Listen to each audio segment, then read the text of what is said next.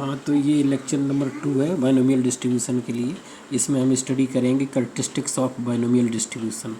तो करैक्टरिस्टिक्स का मतलब होता है mean, variance, standard deviation, movements, skewness, kurtosis. इसके ये फीचर्स होते हैं, इन्हीं को हम कहते हैं करैक्टरिस्टिक्स। तो हम इसमें 3 आज करैक्टरिस्टिक्स की स्टडी करेंगे: mean, variance and movement generating function. So mean, variance, movements, skewness, kurtosis are mainly known as characteristics of the given distribution। इसको कुछ लोग kurtosis कहते हैं और कर्टोसिस भी कुछ लोग कहते हैं। सही प्रोनाउंसिएशन इसका कर्टोसिस ही है, ठीक है। तो हम पहले निकाल रहे हैं इसका mean, variance and movement generating function. किसका? बाइनोमियल डिस्ट्रीब्यूशन का। बाइनोमियल डिस्ट्रीब्यूशन के बारे में फर्स्ट लेक्चर में हम बता चुके हैं। आप जो है उसको प्ले लिस्ट से देख सकते हैं अगर आप यहाँ से स्टार्ट कर रहे हैं। इसके 2 मेथड हैं इन चीज़ों को निकालने के: mean, variance and MGF। Movement generating function को शॉर्ट में कहते हैं MGF। इसको निकालने की 2 मेथड हैं। जो पहला मेथड बता रहे हैं वो शॉर्टकट है, दूसरा वाला लेंथी है। तो हम दोनों मेथड आप देख लीजिए। So first we determine the MGF। तो ये जो फर्स्ट मेथड है उसमें सबसे पहले MGF निकालते हैं, मूवमेंट जनरेटिंग फंक्शन। उसके बाद उसी मूवमेंट जनरेटिंग फंक्शन से मीन और वेरिएंस निकल जाता है। So first we determine the MGF MXT। यानी मूवमेंट जनरेटिव फंक्शन को हम ऐसे रिप्रेजेंट करते हैं। MX का मतलब है किस रेंडम वेरिएबल का है ये मूवमेंट, X का। और T का मतलब है T का फंक्शन होता है of X। And then we generate mean and variance from MXT। तो सबसे पहले हम MXT निकाल लेंगे, मूवमेंट जनरेटिव फंक्शन, और उसके बाद इसी मूवमेंट जनरेटिव फंक्शन की हेल्प से हम क्या करेंगे, मीन और वेरिएंस निकालेंगे। तो फॉर्मूला क्या होता है? ये फॉर्मूला होता है MXT equal to expectation e⁻TX। ये फॉर्मूला आपको ध्यान रखना है, expectation MXT equal to expectation e⁻TX। ये ओरिजिन के अबाउट है एक्सपेक्टेशन जो हम ले रहे हैं, ये मूवमेंट ओरिजिन के अबाउट है। तो ओरिजिन के अबाउट सबसे सिंपल होता है, ठीक है। तो MXT equal to expectation e⁻TX। अब एक्सपेक्टेशन कैसे निकालते हैं? अब इसी चीज़ की वैल्यू निकालनी है। तो ये क्या है? एक्सपेक्टेशन है। तो एक्सपेक्टेशन का फॉर्मूला होता है कि अगर किसी रेंडम वेरिएबल x का एक्सपेक्टेशन निकालते हैं तो उसका फॉर्मूला होता है summation x into PX। PX का मतलब प्रोबेबिलिटी। ये कब होता है? जब डिस्क्रीट डेटा दिया होता है। अगर डिस्क्रीट नहीं है, कंटिन्यूस डेटा है, तो इंटीग्रेशन हो जाता है x इंटू PX इंटीग्रेशन में। ये डिस्ट्रीब्यूशन कैसा है? बाइनोमियल डिस्क्रीट है, इसलिए समेशन लगेगा। तो expectation x is equal to summation x into PX। x क्या है? रेंडम वेरिएबल, और PX उस रेंडम वेरिएबल की प्रोबेबिलिटी है, उस रेंडम वेरिएबल के करस्पॉन्डिंग प्रोबेबिलिटी है। इसका सम करते जाते हैं, निकाल के सबको मल्टीप्लाई करके सम करते जाते हैं, तो उसी को एक्सपेक्टेशन कहते हैं। अब आप देखेंगे equal to summation x equal to 0 to n, क्योंकि इसमें बाइनोमियल में जो रेंज होती है वेरिएबल की 0 से n होती है, तो x equal to 0 to n हो गया। इनटू ये x की जगह पे हमारा कितना ये है, आप देखिए एक्सपेक्टेशन x, तो x की जगह पे कितना, यही तो e⁻TX। तो ये आ गया e⁻TX इंटू PX। PX का मतलब बाइनोमियल की प्रोबेबिलिटी। बाइनोमियल की प्रोबेबिलिटी मीन्स PMF। तो कितना होता है? मैंने बताया पहले ही, ये होता है आपका NCX P⁻X Q⁻n−X। यही तो फार्मूला है बाइनोमियल की प्रोबेबिलिटी का, ठीक हो गया। चलिए आगे बढ़िए। Equal to summation x equal to 0 to n NCX। इसको अरेंज कर लीजिए। अब देखिए यहाँ e⁻TX है, यहाँ P⁻X है। तो e⁻TX और P⁻X दोनों को एक साथ ले आइए, ठीक है। पावर x जो है बाहर हो जाएगी, तो e⁻T और e इंटू e⁻T और P⁻X को लाएंगे तो x जो है पावर में कॉमन हो जाएगा, तो P e⁻T हो जाएगा। फिर से ध्यान दीजिए, PX इंटू e⁻TX, तो क्या हो जाएगा? P e⁻T और होल x, यानी पूरे के x जो है पूरे के पावर के बाहर चला जाएगा, ठीक है। NCX आपने यहाँ लिख लिया, इसको आप यहाँ ले आए, इंटू Q⁻n−X। ये Q⁻n−X वैसा का वैसा आ गया। अब हम ये देखते हैं कि ये किस चीज़ का फॉर्मूला है। आपको ये देखना है कि ये किस चीज़ का फॉर्मूला है, क्योंकि हम जानते हैं बाइनोमियल में, बाइनोमियल का जो हमने एक्सप्रेशन किया था, आप इसको फॉर्मूले को एक्सप्रेशन में अगर करें x0 रखो तो क्या हो जाएगा? ये NC0 P e⁻T की पावर 0 क्यू की पावर एन आ जाएगा। तो ये किसी की पावर 0 1 होता है, तो ये पहला टर्म क्या आएगा, एन सी 0, और ये पी ई की पावर टी की पावर 0 क्यू की पावर एन। दूसरा टर्म क्या आएगा, प्लस समेसन हो रहा है तो प्लस आएगा, एन सी 1 पी ई की power T whole power 1 Q की पावर एन माइनस 1, एक एक बढ़ता जाएगा। तो ये बाइनोमियल, जो हम बाइनोमियल एक्सपेंशन पढ़ते हैं, बाइनोमियल थ्योरम पढ़ते हैं, उसी का एक्सपेंशन है, किसका, पी ई की पावर टी, पी ई की पावर टी प्लस क्यू की पावर एन, इसका एक्सपेंशन आप करोगे तो जनरल टर्म इतना ही आएगा। जनरल टर्म इसके एक्सपेंशन में आप जानते हो, जनरल टर्म इसके एक्सपेंशन में क्या होता है, जैसे हम ये करते हैं x प्लस ए होल पावर एन करते हो, तो इसके एक्सपेंशन में जो जनरल टर्म आता है क्या आता है, पहला आएगा एन सी 0 एक्स की पावर एन ए की पावर 0, आप कंपेयर करो वही आ रहा है, प्लस एन सी 1 एक्स की power N minus 1 into A plus dot dot dot plus N C R आर्मा टर्म, ठीक है, और एक्स एन सी आर है ना, और x की पावर n माइनस आर और a की पावर r, यही तो आता है, प्लस डॉट डॉट डॉट, यही जो टर्म होता है इसको जनरल टर्म कहते हैं। तो आप देखो अगर कंपेयर करो तो वही है एन सी एक्स, क्योंकि x है यहाँ पर, x की पावर n माइनस आर, ये वाला हो गया। इसमें चाहे इधर से करो चाहे ये दोनों तरफ से बराबर आता है। अगर आप 11th क्लास में पढ़े हो, जो जनरल टर्म होता है इसमें टी आर प्लस 1 और टी आर में पद की वैल्यू जो होती है बाइनोमियल में इक्वल होती है, ठीक है। तो ये जो है e की पावर r पहले लिखो चाहे x की पावर n माइनस आर पहले लिखो, दोनों का वैल्यू क्या होगा, इक्वल होगा। तो यही हुआ, देखो एन सी एक्स पी ई की पावर टी। अब हमारा क्या था, x था, यहाँ पर हमारा क्या है, पी ई की पावर टी है तो पी ई की पावर टी आ जाएगा, ए की पावर आर, यहाँ पर ए था तो ए की पावर आर है। तो कहने का मतलब क्या है, कहने का मतलब ये x और ये दोनों का सम होता है। तो यहाँ पर क्या है, ये तो हमारा एन सी आर वाला टर्म हो गया, ये वाला, और ये पी ई की पावर टी ये पहला टर्म हुआ, क्यू जो है दूसरा टर्म हुआ, होल पावर एन, क्योंकि एन ही रहेगा। समझ में आ गया होगा जहाँ तक उम्मीद है ये। तो एम एक्स टी क्या हो गया, पी ई की power T plus Q whole power N, ये आपका हो गया मूवमेंट जनरेटिंग फंक्शन। इतनी आसानी से निकल गया, एम जी एफ निकल गया किसका, बाइनोमियल डिस्ट्रीब्यूशन का। अब इसी की हेल्प से हम आगे बढ़ेंगे। Now differentiating equation 1 with respect to T we get. अब इस इक्वेशन को टी के रिस्पेक्ट में डिफरेंशिएट कर दो तो क्या होगा, M X prime T equal to, ये इस पूरे को कुछ मान लो दूसरा वेरिएबल और होल पावर एन, तो एन टी की पावर एन माइनस 1, ठीक है ना। अब जानते हो ये डिफरेंशिएशन एक्स की पावर एन का, एन एक्स एन माइनस 1, तो एन पहले आ गया, इसकी पावर एक माइनस एक पावर कम हो जाएगी, इनटू जिसको माने थे उसका डिफरेंशिएशन, तो क्यू कांस्टेंट है, क्यू का 0 और पी कांस्टेंट हो जाएगा, पी बाहर हो जाएगा, ई की पावर टी का ई की पावर टी ही होता है, तो इतना ये आ जाएगा डिफरेंशिएशन। यानी ये एन पहले आ गया, ये पूरे को टी माने थे उसकी पावर एक कम हो गई, और जिसको माने थे उसका इनटू में डिफरेंशिएशन, इक्वेशन नंबर 2 हो गया ये, ठीक है। इसको फिर से दो बार डिफरेंशिएट करना होता है, इसको फिर से डिफरेंशिएट करो, again differentiating equation 2 with respect to T. तो जब फिर से करोगे तो M X double prime T is equal to, अब इसमें क्या है, एन और पी ये दोनों कांस्टेंट है, ये तो आप बाहर कर सकते हैं, है ना, कोई दिक्कत नहीं है, ठीक है। नहीं तो एन बाहर किया हुआ है, पी साथ रखा, लेकिन पी भी कर सकते हो, कोई दिक्कत नहीं है, चलो कर लो। चलिए एन बाहर कर लिया तो ये फर्स्ट फंक्शन हो गया और ये सेकंड फंक्शन मान लिया।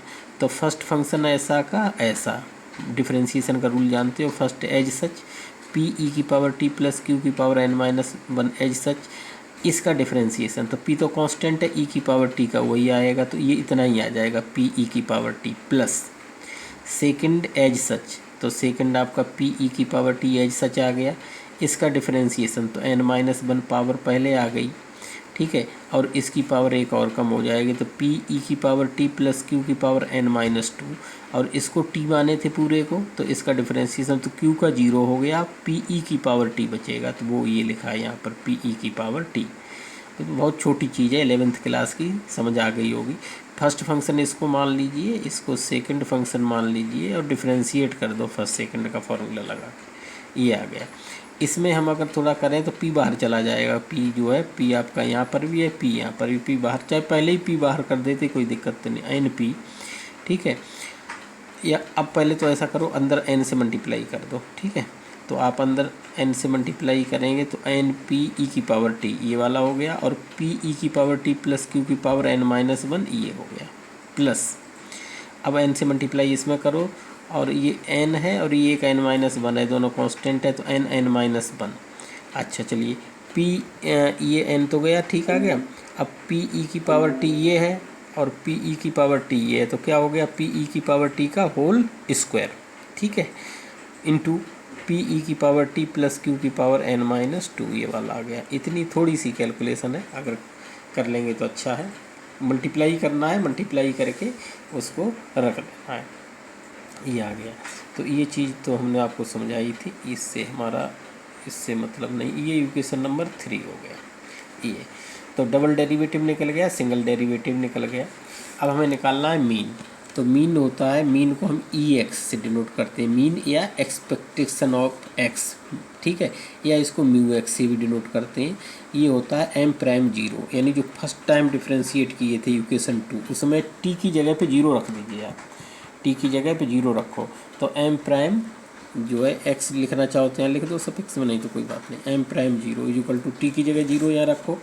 तो देखो एन पी ई की पावर टी, तो एन पी ई की पावर टी, ई की पावर जीरो, ई की पावर जीरो वन होगा, तो कितना बचेगा, पी प्लस क्यू की पावर एन माइनस वन, और टी की जगह जीरो रखो तो पी ई की पावर जीरो, ई की पावर जीरो वन हो जाएगा।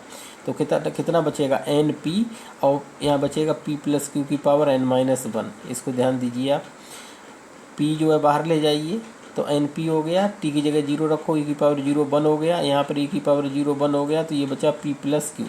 चलिए आगे बढ़िए, तो एन पी प्लस क्यू की power N minus one, N minus one और इंटू पी, ठीक है। कहाँ से हमने लिखा भी है, फ्रॉम टू, फ्रॉम टू में क्या करिए, दो में आप क्या करिए, टी की जगह जीरो रख दीजिए, तो पी प्लस क्यू कितना होता है, वन होता है। तो पी प्लस क्यू की power N minus one, one की पावर कुछ भी हो अगर फाइनाइट, तो वो क्या हो जाएगी, पी की वन की पावर कुछ भी फाइनाइट है तो वन ही रहेगा, तो कितना बचेगा, एन पी बचेगा। तो मीन कितना आ जाएगा बाइनोमियल का, एन पी। समझ में आया होगा जहाँ तक मुझे उम्मीद है। अब वेरिएंस निकालने के लिए एक्सपेक्टेशन वेरिएंस का ये फॉर्मूला होता है, variance X equal to expectation x square minus expectation x का होल स्क्वायर, ये फॉर्मूला वेरिएंस का आप ध्यान रखेंगे। तो इसको एक्सपेक्टेशन एक्स तो हम निकाल चुके हैं, एक्सपेक्टेशन एक्स स्क्वायर चाहिए, तो एक्सपेक्टेशन एक्स स्क्वायर हम जो है ये डबल डेरिवेटिव वाले से निकलेगा, इक्वेशन नंबर 3 से, यहाँ से निकलेगा। यहाँ पर फिर वही करिए, इस इक्वेशन में आप क्या करिए, टी की जगह जीरो रख दो, ये क्या था, M X double prime T, यही तो था। इसमें टी की जगह पे आप जीरो रख दीजिए, तो टी की जगह पे आप जीरो रखोगे तो ई की पावर जीरो वन, ई की पावर जीरो वन, ई की पावर जीरो वन, ठीक है, ई की पावर जीरो वन। तो आप देखोगे टी की जगह पे जीरो रखते हो, रख लो, एन पी बचेगा, ठीक है। आप कैलकुलेशन करोगे तो यहाँ बचेगा पी प्लस क्यू, देखो आप ध्यान दीजिए, टी की जगह जी पी प्लस क्यू की पावर एन माइनस वन, तो पी प्लस क्यू वन होता है, वन की power N minus one one हो जाएगा, तो ये एन पी बचेगा इधर, ठीक है, ये बचा एन पी। यहाँ आ जाओ, N N minus one P E की पावर टी, जो पी ई की पावर टी, ई की पावर जीरो, ई की पावर जीरो वन, तो पी स्क्वायर बचेगा, ठीक है। तो ये बचेगा N N minus one P square, यही है देखो, N N minus one P square, ठीक है। पी ई की पावर टी, ई की पावर टी, ई की पावर जीरो, ई की power zero one, P plus Q की power N minus two, one की पावर एन माइनस टू, तो one ही हो जाएगा। तो ये टर्म कितना आ जाएगा, ये लिखा है N N minus one P square, और ये टर्म कितना आ जाएगा, एन पी, जो कि ये लिखा हुआ है, ठीक, फ्रॉम 3 लिखा हुआ है। क्लियर हो गया होगा, ये आ गया। अब यहाँ फार्मूले में रख दो, variance X equal to expectation x square minus expectation x का होल स्क्वायर।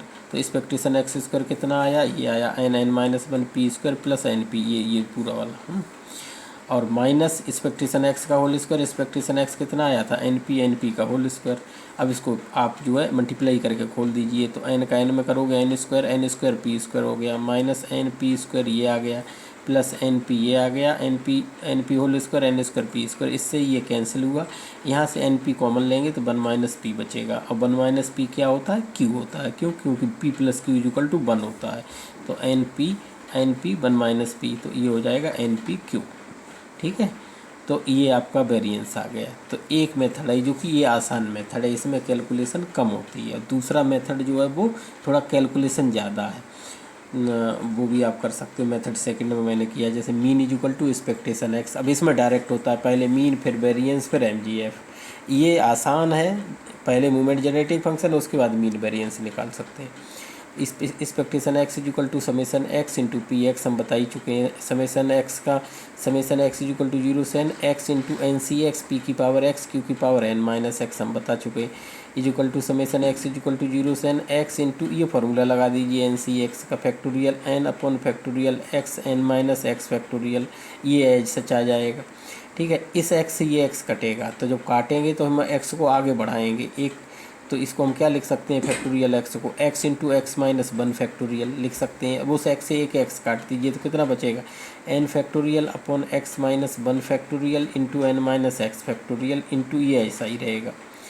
अब ये मतलब फैक्टोरियल में X is equal to zero की जगह वन हो जाएगा। क्यों? क्योंकि अगर हम X is equal to zero रखेंगे तो नेगेटिव फैक्टोरियल हो जाएगा, नेगेटिव फैक्टोरियल डिफाइन नहीं होता है। तो इसलिए यहाँ हम क्या करेंगे, इसकी रेंज जो है लिमिट चेंज कर देंगे अपने से ही, क्योंकि डिफाइन नहीं होता है, उस लिमिट को रखने से कोई मतलब नहीं होता है।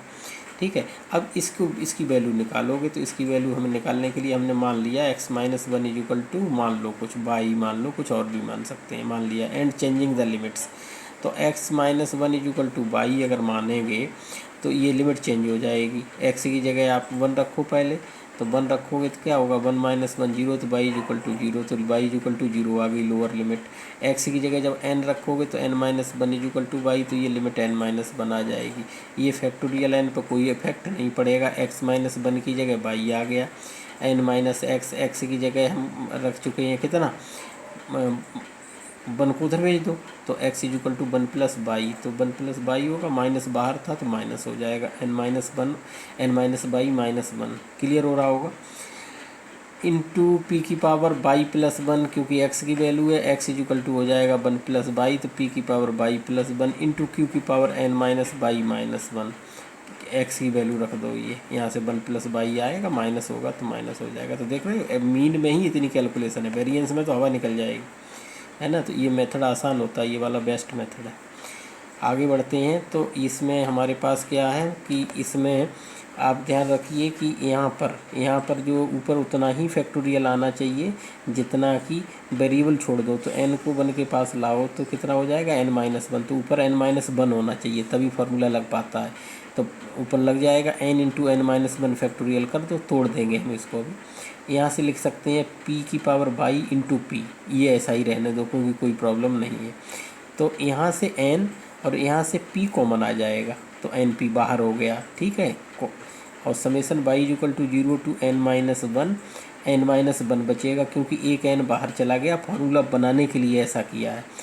फैक्टोरियल बाई और n minus by minus one factorial into P की पावर बाई क्यू की power N minus by minus one, वो पी की पावर वन जो है बाहर चला गया, ये ऐसा क्योंकि ये फार्मूला बन गया। अब ये जो फार्मूला बना इसका बना क्यू प्लस पी की पावर एन माइनस वन, ठीक है।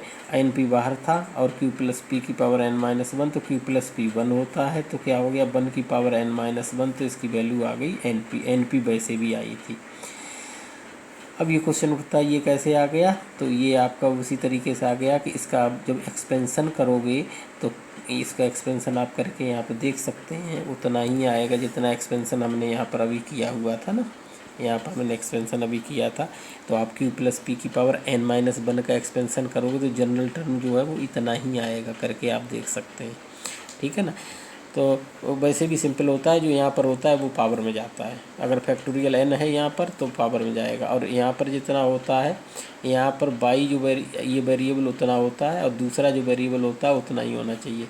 पी की पावर बाई है तो पी की पावर एक्स से कंपेयर करो तो ठीक हो गया। क्यू की power N minus by minus one, तो वो उसी तरीके से जो है आप अगर करेंगे तो पूरा बन जाएगा। अब फिर बहुत लेंदी हो जाएगा, तो इसलिए जो है इसको हम थोड़ा जल्दी समझाते हैं। आप पहला मेथड करने की कोशिश करिए, क्योंकि दूसरा मेथड तो जो है लेंदी है ज़्यादा, है ना। फिर भी हम एक बार बता दे रहे हैं, कुछ लोग इंटरेस्टेड हो दो मेथड करने में, कुछ लोग आगे चल के टीचर भी बनते हैं तो उनको आना चाहिए फिर सभी चीज़ें। वेरिएंस है तो by definition variance x is equal to expectation x square minus expectation x का होल स्क्वायर। तो एक्सपेक्टेशन एक्स स्क्वायर पहले निकालोगे आप, तो वही फॉर्मूला हो जाएगा summation x square into P x equal to 0 to n x square n C x. Formula रख दिए, फार्मूला रख के इसको खोल दीजिए, तो ये खोल दिया गया। एक्स स्क्वायर है तो पहले इस ऊपर जो एक्स होता है उसको काटना रहता है, एक एक्स काट दिए तो यहाँ x-1 आ गया। अभी भी ऊपर x बचा हुआ है तो एक माइनस करेंगे, एक प्लस करेंगे, ठीक है। उसके बाद फॉर्मूला हो जाए सच आ जाएगा। उसके बाद एक माइनस किए, एक प्लस किए, तो क्या किए, एक तो इस ये एक तो आप इसको मान लीजिए, एक इसके साथ आएगा पहले पूरा ये, फिर 1 के साथ आएगा पूरा। तो x-1 into factorial n x-1 n-x p x Q की पावर n-x प्लस अब 1 के साथ पूरा आएगा summation x equal to 0 to n 1 के साथ आएगा तो इतना ही आएगा पूरा, ये आ गया। ये चीज़ वही है जो हम अभी निकाल चुके, equal to summation x equal to 0 to 2। अब x-1 से x-1 अगर कटेगा तो फैक्टोरियल आगे बढ़ेगा, x-2 आ जाएगा। अब ये x-2 तभी डिफाइन होगा जब x की वैल्यू 2 हो। अगर x की वैल्यू 1 रखेंगे, 0 रखेंगे तो डिफाइन नहीं होगा, इसलिए 2 रखें। इतना आ गया, ये इतना आ गया। ये जो है अभी जो निकाले एक्सपेक्टेशन वही है, ये वाला टर्म अभी जो निकाल चुके एक्सपेक्टेशन आप देख लीजिए उतना ही है। इस पहले वाले के लिए x-2 इक्वल टू y रखो in first sum and x-y equal to in second sum and changing the limit, सब लिमिट चेंज करो। तो y इक्वल टू 0 से n-2 ये बचेगा, और ये ऑलरेडी निकाल चुके हैं, NP लिख दिया ऑलरेडी निकाले। इसको आप जब करोगे तो ये आएगा, आप करके देखिए ये आएगा। और इसका जब आप बाइनोमियल एक्सपेंशन लिखोगे तो इतना आ जाएगा, ये इतना प्लस NP है ना। NP ये वही वाला है, q प्लस पी की पावर n-2 तो 1 की पावर n-2 तो 1 हो जाएगा वो, ठीक है। इतना आया। आप वेरिएंस वाले फार्मूले में रख दीजिए, E X square equal to E variance X equal to ये फार्मूला होता है, ई एक्स स्क्वायर की वैल्यू रख दिए, ई एक्स की वैल्यू हम जानते ही हैं, कैलकुलेशन करिए आंसर आ जाएगा NPQ, ठीक है। तो ये वेरिएंस आ गया। अब MGF निकालोगे तो MGF का फार्मूला वही है जो हम अभी बता चुके पहले, समेसन e की पावर TX PX, यानी एक्सपेक्टेशन है तो ये होगा। अब यहाँ पर PX की वैल्यू रख दो बाइनोमियल में जो होता है, NCX P की पावर X Q की power n-x, x equal to 0 to n NCX P e की पावर T। वैसे ही करो जैसे हमने बताया था, पहले ही बता चुके हैं हम ये सब बातें। तो ये क्या हो जाएगा, Q प्लस P e की पावर T n।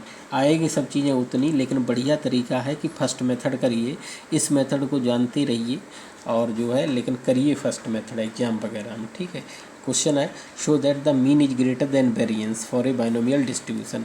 हमेशा ध्यान रखिए, बाइनोमियल डिस्ट्रीब्यूशन में जो मीन होता है वो वेरिएंस से ज़्यादा होता है, या ये हम कहें कि वेरिएंस कम होता है मीन से। तो मीन क्या होता है, NP, वेरिएंस होता है NPQ।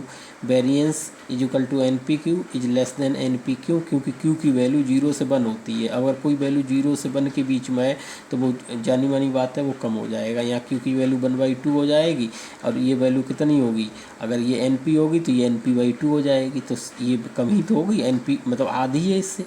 तो variance is less then mean. या दूसरे तरीके से कर सकते हैं, expectation x minus variance x, expectation x और वेरिएंस x का डिफरेंस करो तो NP minus NPQ, NP common ले लो तो 1-Q P होता है, तो NP स्क्वायर n पॉजिटिव होता है, P स्क्वायर हमेशा पॉजिटिव होगा क्योंकि स्क्वायर हमेशा पॉजिटिव होता है। तो ये वैल्यू क्या आई, ग्रेटर देन 0 आई। अगर कोई दो डिफरेंस ग्रेटर देन 0 हैं तो इसका मतलब उधर ले जाओ उसको, तो EX is greater then BX। तो हमेशा ध्यान रखिए बाइनोमियल डिस्ट्रीब्यूशन में मीन जो होता है वो वेरिएंस से बड़ा होता है। ये ऑब्जेक्टिव क्वेश्चन, ऑब्जेक्टिव में आता है इस तरीके क्वेश्चन, 4 ऑप्शन दे देगा, mean is equal to variance, mean is less than variance, mean is greater than variance, इस तरीके। ठीक है, अगला क्वेश्चन एक और लेते हैं, छोटा सा क्वेश्चन, बस अभी जल्दी से समाप्त करते हैं। Comment on the following statement, the mean of A binomial distribution is 3 and variance is 4। ये कह रहा है कि ये स्टेटमेंट सही है या गलत है। तो ये स्टेटमेंट गलत है, क्योंकि हमने पढ़ा मीन ज़्यादा होता है वेरिएंस से, किस में, बाइनोमियल डिस्ट्रीब्यूशन में। तो मीन जो है कितना है, 3 है, वेरिएंस कितना है, 4, जो कि हो नहीं सकता। The given statement is wrong because for binomial distribution mean must be greater than variance. तो इस तरीके से 2 क्वेश्चन किए हमने, और मीन, वेरिएंस और मूवमेंट जनरेटिंग फंक्शन फाइंड किया। बहुत ही इंपॉर्टेंट चीज़ें हैं ये।